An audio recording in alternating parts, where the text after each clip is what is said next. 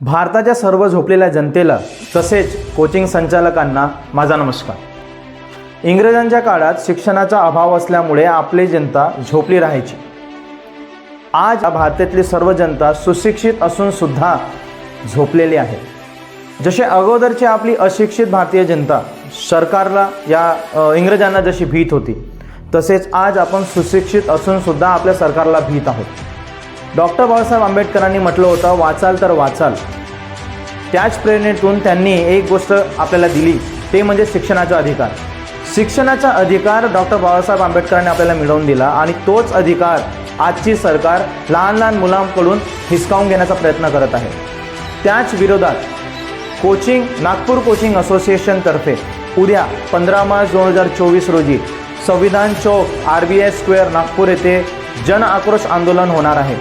तर बघूया किती लोक त्या आंदोलनामध्ये येतात, किती लोक झोपलेले आहेत आणि किती लोक जागरूक आहेत। ह्या सर्व गोष्टी आपल्याला उद्या पाहायला मिळतील।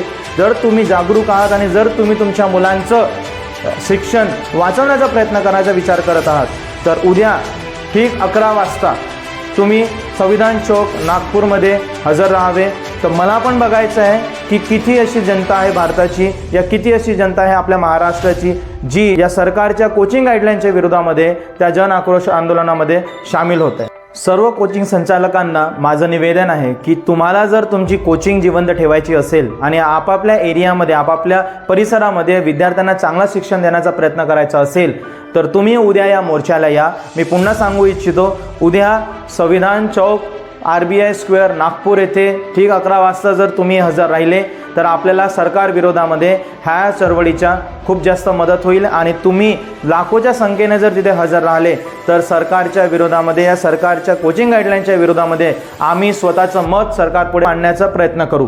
तर सर्वच कोचिंग संचालकांना माझं निवेदन आहे की सर्वांनी आपली वेळात वेळ काढून या मोर्चाला सहभागी व्हावं आणि आपला मौल्यवान वेळ द्यावा। धन्यवाद।